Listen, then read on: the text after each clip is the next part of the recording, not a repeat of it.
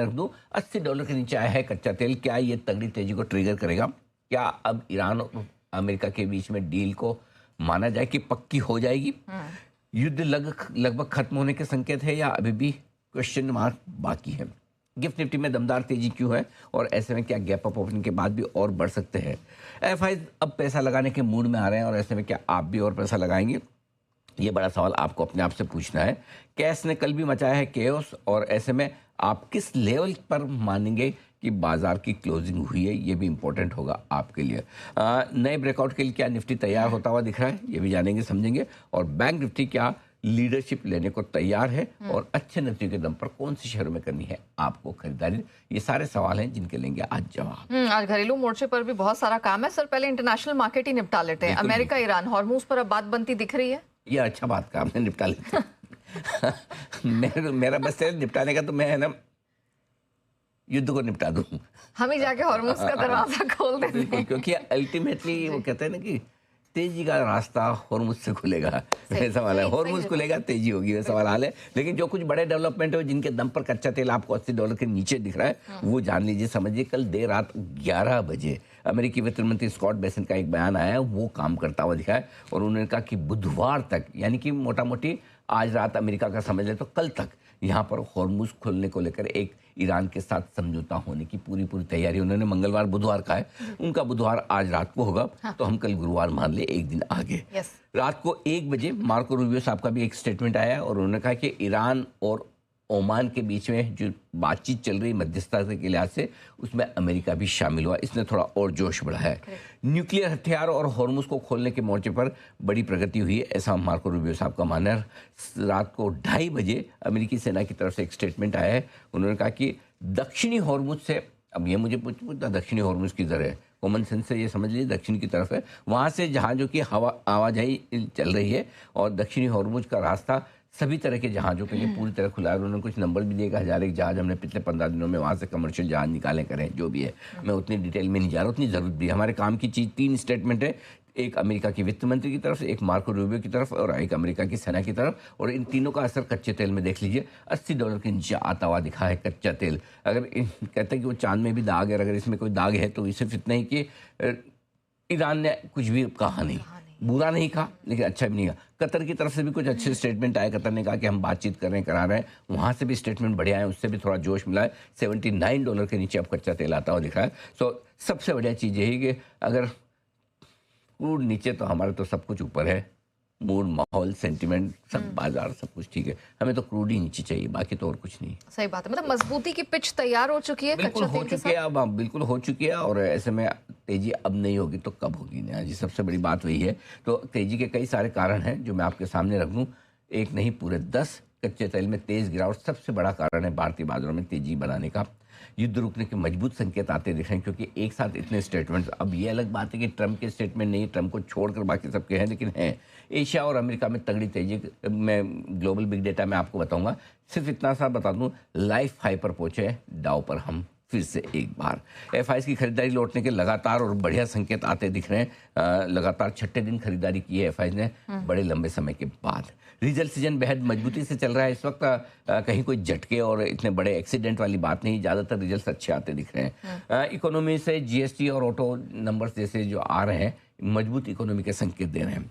लेकिन रुपए में लगातार रिकवरी के संकेत आपको आते हुए दिख रहे हैं। टेक्निकली बाजार बहुत मजबूत हो रहे हैं, हायर हाई बनाने की कोशिश करते हुए दिख रहे हैं। कल एक्सपायरी के बाद पीसीआर जो 1.4 पर थोड़ा आपको डरा रहा था, हल्का हो गया, 1 के आसपास आ गया। कंफर्टेबल, वेरी मच कंफर्टेबल, ठीक है। और एलआईसी जैसे बड़े ओएफएस 30-30 हज़ार करोड़ के भी ऐसे मक्खन की तरह निकल रहे हैं। बहुत पैसा है अपने पास, वैसा वाला हमारा मार्केट। इसी की वजह से लग रहा था कि थोड़ा आया भी प्रेशर, देखो आया भी, देखो आया भी, ऐसा नहीं कि नहीं आया है, लेकिन फिर भी निकल गया ना एक ही दिन में। ग्रीन शू के साथ भी। यस। अब कई लोग पूछते ग्रीन शू का क्या मतलब है? भाई मुझे नहीं पता। ग्रीन शू का मतलब है कि एक्स्ट्रा पैसे भी ले लेते हैं बस। अब इसके कलर का, वैसे तो मैंने आज तक ग्रीन कलर के शूज़ कहीं देखे नहीं है, एक्सेप्ट कि फिल्मों में कोई हीरो गाने के साथ पहन के नाश्ता वास्ता पहन ले तो अलग बात है, बाकी तो जनरली नहीं देखे। रेड देखें, वाइट देखें, ब्लू देखें, ग्रीन नहीं देखें। अच्छा सर, इस मार्केट में रिस्क क्या है? रिस्क तो हमेशा है, बस रिस्क तभी तक नहीं है जब तक आप पैसा न लगाएं। पैसा लगाने के बाद ही रिस्क होती है। और नया जी रिस्क में तो सिंपल सी चीज़ है कि जब तक डील ना हो जाए डन मत समझिए। हाँ भाई, ट्रम्प है तो मुमकिन है। ट्रम्प है तो अच्छा, डील ना हो जाए तब तक पक्का मत समझिए, ये बात तो ठीक है। ये तो बहुत बेसिक सी चीज़ है, लेकिन इसके अलावा एक और है, क्या? डील होने के बाद भी पक्का मत समझिए, क्योंकि ट्रम्प है। क्योंकि एक बार तो हस्ताक्षर कर ही चुके थे, लगा था कि सब कुछ हो डील गया होने है। के बाद भी वो सही पलट बात है। सकते हैं, ट्रम्प है वो। हाँ मतलब, अगर हम ऐसा, मैं अगर बोल दूँ डिफेमेशन केस तो नहीं होगा मेरे पे, पलटू राम ऐसे उनको बोल सकते हैं अपन। करेंगे तो मतलब क्या है, संजय मेरे से क्या ले लेंगे डिफेमेशन करके भी। हाँ, आप मतलब हमारे यहाँ के नेता होते थे, लोग उनको पलटू राम ही बोल देते थे ना। वहाँ पे थोड़े सभ्य भाषा में टैको बोलते हैं, है ना। तो कुल मिला के है कि डील करने के बाद भी ट्रम्प पलट सकते हैं, जैसा आप जानते जी। हैं। हाँ, ये तो सब ठीक है, दो चीज़ें बाहर की जो आपके वो पता नहीं, आपके हाथ में नहीं है, न समझ में आता है।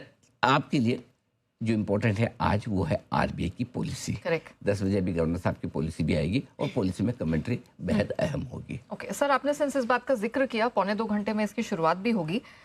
किन चीजों पर हमें नजर रखनी है और क्या प्लसेस हैं, क्या माइनसेस हो सकते हैं, क्या challenges rather I should say? देखिए, एक चीज़ पक्का है कि गवर्नर साहब डे टू डे मूवमेंट तो नहीं देखते हैं कि हर रोज़ क्या हो रहा है। उनको तो एक बड़ी पॉलिसी बनानी है, लेकिन फिर भी डे टू डे मूवमेंट में अगर कच्चा तेल 20% ऊपर नीचे 2-3 दिनों में हो जाए तो ये उनके दिमाग में जरूर रहेगा कि जैसे नीचे आया ऊपर भी जा सकता है और ऊपर गया तो नीचे भी आता है। ठीक है, तो वो अभी भी पॉलिसी में अपनी अप्रोच कोशिश रखेंगे। मेरा ये मानना है कि इस वक्त वो ब्याज दरें नहीं बढ़ाएंगे। ब्याज दरें बढ़ाने की ज़रूरत उन्हें, मुझे नहीं लगता कि है इस वक्त, तो नहीं करेंगे। क्योंकि एक बात समझिए, ब्याज दरें बढ़ाने से आप इकोनॉमी की रफ्तार पर ब्रेक लगाएंगे। इस समय ग्लोबल माहौल में जब इतनी चिंताएं हैं, ठीक है, और कच्चा तेल अगर आपका कंट्रोल में आता हुआ दिख रहा है तो फिर महंगाई अपने आप थोड़ी काबू में आ जाएगी। थोड़ा सा 3 महीने आगे का सोचेंगे तो गवर्नर साहब को लगेगा कि ठीक है ना, अगली पॉलिसी में देखते हैं कौन सी हड़बड़ी है, कौन सी जल्दी है। तो मेरा ये मानना है कि ब्याज दरों में कोई बदलाव नहीं होगा। कोई कम करने का तो स्कोप खत्म ही हो गया, वो तो कोई मतलब ही नहीं है। बढ़ेगा 1/4% या नहीं, वही क्वेश्चन मार्क है। थोड़ी महंगाई बढ़कर आ रही है, लेकिन उतनी भी नहीं कि आप कंट्रोल ना कर पाए और उतनी भी नहीं कि आपको स्ट्रेस हो जाए। सो मेरा ये मानना है कि गवर्नर साहब सिंपल सी एक कमेंट्री देंगे कि भाई देखिए, मेरी नज़र बनी हुई है, बहुत वोलेटाइल है। हर पॉलिसी में एक अनुमान लगा लेना कि ये हो जाएगा या वो हो जाएगा बहुत मुश्किल काम है। और जब तक ट्रम्प इस तरह के कोई भी गवर्नर साहब रहें, उनके लिए बड़ी मुश्किल है पॉलिसी बनाना, आसान नहीं, क्योंकि ग्लोबल माहौल बड़ा अनिश्चित सा है और वो रहेगी। तो वो वेट एंड वॉच वाली पॉलिसी में ज़्यादा रहेंगे, ऐसा मुझे लगता है। न बहुत नेगेटिव बोलेंगे और पॉजिटिव बोलने का उनके पास ज़्यादा स्कोप है भी नहीं। हाँ, ये ज़रूर कहेंगे कि इकोनॉमी मजबूत है। इस महंगाई के साथ, इस ग्लोबल माहौल के साथ जो इकोनॉमी है वो मजबूत है, हम उसको डीरेल नहीं करना चाहते, उसको डिस्टर्ब नहीं करना चाहते हैं। सो मेरे ख्याल से ऐसी कमेंट्री भी आ जाए, न्यूट्रल सी कमेंट्री, भले बहुत पॉजिटिव ना बोले, बहुत नेगेटिव ना, हमें सिर्फ इतना ही चाहिए कि ज़्यादा खराब ना बोले, बस कि मैं बहुत चिंतित हूँ, बहुत डर लग रहा है, कब क्या हो जाए पता नहीं, ऐसा ना बोले, बस उतना काफ़ी है। और ब्याज दरें तो नहीं बढ़ेगी, ये तो मेरा मानना है। बाकी तो देखो, अगर झटका लग जाए तो हाँ, अगर आ गया गलती से रेट हाइक तो गई भैंस पानी में, फिर कोई आपका क्रूड काम आने वाला है ना, कोई रुपया ना कोई एफआई। एक बार ब्याज दरें बढ़ी तो आज फिर मार्केट की ऐसी तेजी हो जाएगी, लेकिन नहीं बढ़ी, चिंता मत। मैंने बताया ऐसा बढ़ नहीं रही, आप ऐसा हाँ ऐसा लंबी लंबी सांस मतलब ऐसा बढ़ी गई हो, नहीं हो रहा, ऐसा हो नहीं रहा। सिर्फ एक सिनेरियो है कि अगर हो जाए तो। ओके।